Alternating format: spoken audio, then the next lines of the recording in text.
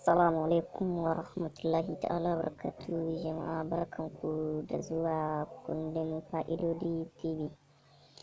Da Allah idan yau ne ka ta farko a wannan gida, muna roƙonka ka daure ka danna mana subscribe, sannan ka danna alamar ƙararrawa ta yadda za mun ɗaura sabon sirri za a fara sanar da kai.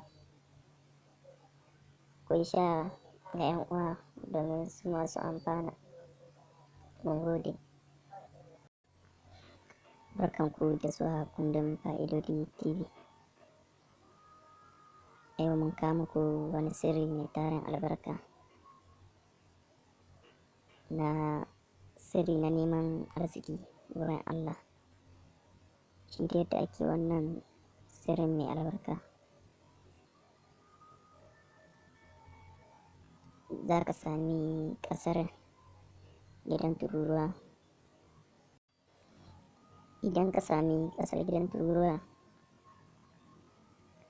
sai ka yi alwala, sai ka zana wannan hatimi akan ƙasar gidan tururuwa,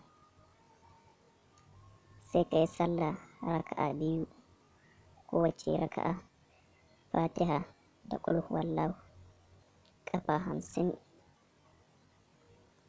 Bayan sallama istighfari 100, salatin annabi 100, hailala 100.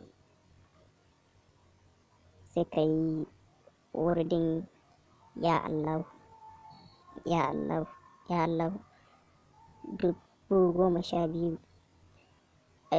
afwan 14,000, 14,000, kar ku manta 14,000 ake wurdin.